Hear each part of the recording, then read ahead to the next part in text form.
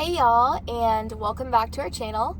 So if you are new here, we make recovery videos for severe anxiety, the very physical anxiety, panic disorder, DPDR, agoraphobia, and a touch of long COVID.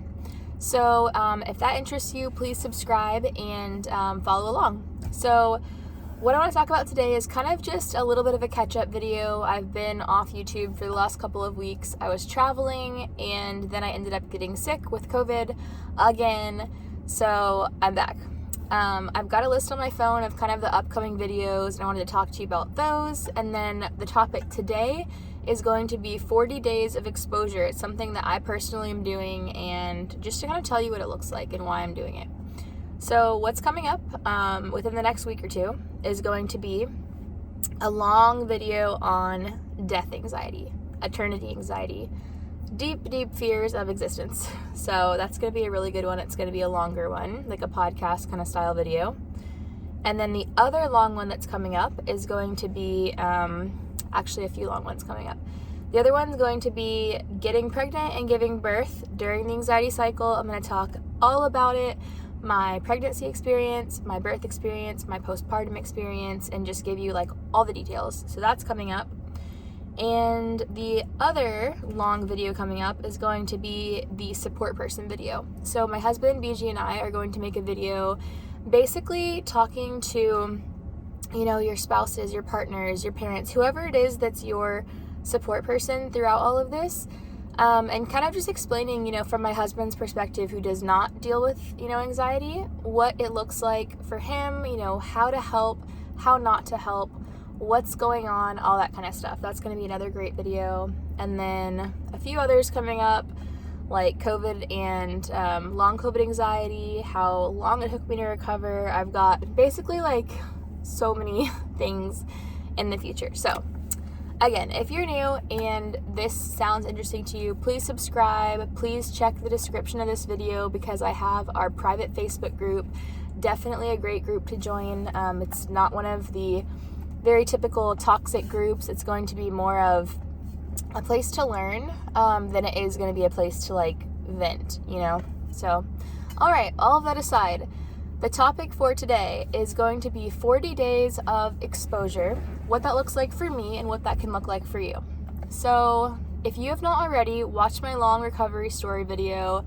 It goes into detail about what the heck happened to me and basically how long it took me to recover, sort of. It's just like pretty much all the details of my journey. So yeah, check that out. But long story short, my elevator speech is December 8th, 2021, had a surgery, lots of stressful things leading up to that surgery, ended up in a deep, dark panic cycle, could not leave my house, could not drive, could not literally take a bath without thinking I was going to faint. It was awful. This lasted well over a year. It was rough. So today, where am I? Basically, I would say I am definitely recovered in the sense that I can respond. I'm back to traveling. I am 100% living my life. Anxiety has literally zero impact on that. Now, not to say that I feel amazing yet. I still struggle with chronic headaches. That's one thing that kind of popped up like midway through my pregnancy actually. And I would say at this point, I think they're linked to stress because the neurologist hasn't been able to like do anything that works basically. I've tried Botox, I've tried medications, like nothing works. And I noticed that when I'm stressed, they do get worse. So I've got that. And then driving was a huge one for me. Like when I fell into the cycle, I didn't drive at all for 6 months. Being passenger in the car was like, I would cry because I had such strong depersonalization or really like derealization. So basically everything looked wrong. The colors looked wrong. I felt stoned. Everything was whizzing past me. I also had PPPD, which is kind of like a persistent dizziness. Again, all of these symptoms are the same thing. It's just, a sensitized nervous system, right? So anyway, driving was hard. I quit for 6 months. During the 6 month, at the 6 month point, I got in the car and drove to the mailbox with my husband, which is literally one street over. So that was kind of where I started. Where I am now, I'm driving. I'm driving myself, wherever. I work from home, so I have to be very intentional to drive. I've driven on the interstate. I've driven hours on the interstate to a different state. So yeah, I'm very functional when it comes to that.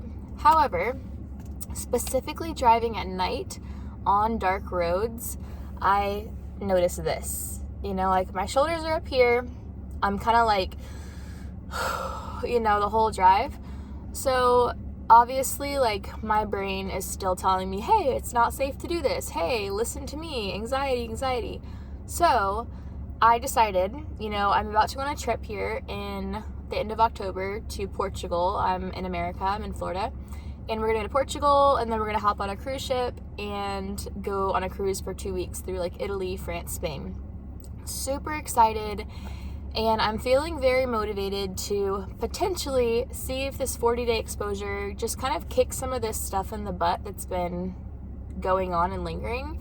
Just see if it makes a difference. So what my exposures are and how I'm going to do it is, one, when it comes to exposure, what we don't want to do is just do something to do it, right? Like if you are agoraphobic or you are not driving, what you don't want to do is like hop in the car, grab the wheel, okay, I'm going to drive and I'm going to get home, because the problem is, like, when we're doing that, we're white knuckling, we're focusing, we're fearing, we're just counting down the seconds until we are back in our driveway.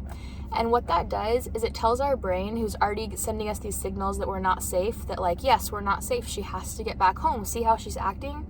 She's behaving apprehensively. She's tensing. She's doing all these things that's like listening to these, stress signals that we're sending her. So again, we don't just want to do exposure to like get it over with. That's honestly not very productive. Let me insert there. I'm not a counselor. I'm not a doctor. This is just what I have personally lived and what has and hasn't worked and what I've seen work and not work for others. So definitely look at the link in the description to this video. Download our free recovery guide. We use something called the ideal response, and that's something that we made up. And basically it's an acronym of how you can respond during exposures to show your body that you're safe. It's going to take time and consistency to literally rewire those neural pathways in your brain and make a difference. So with that being said, this response is not going to be a coping mechanism. It's not going to necessarily make you feel better. It's not going to take the anxiety away. Again, the only way out is through. Like, you have to like get through the panic attacks, the high anxiety, in these moments that you don't want to feel them in, the driving, being out in public, socializing, grocery stores, whatever it is, airplanes, whatever, right? You have to feel that and you have to respond correctly in order to recover. So, ideal response. Check it out in the link in this video, but basically it's I is identify, so it's like, how are you feeling? D, designate it as adrenaline, as a sensitized nervous system, as anxiety. E, embrace, which is essentially accept, and just, it's not embrace in the sense that it's like, oh, this is good, this isn't that bad. Like, no, it is. It feels terrible. That's fine.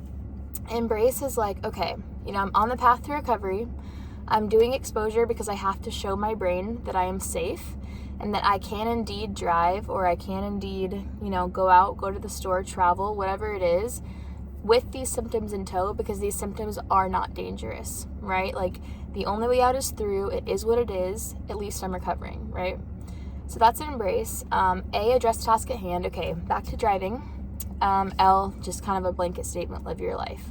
Now, when I first started exposure, I might go through that sequence a billion times. Like, my drive to the mailbox was, I identify, how am I feeling? Like, I'm gonna pass out, like super derealized, blah, blah, blah. D, designate, this is adrenaline. It's okay to feel adrenaline, And so it was just like, it's difficult, But I know that my description of ideal was extremely brief. Please read the guide before you try this, because again, like, that's, the response is literally the entire key to this ingredient. Like, it's the necessary, or to this recipe, it's the necessary ingredient, like, I'm totally not advising you just to go drive if you're super anxious. Drive with a process in place to recover, or whatever, drive, whatever you have to do.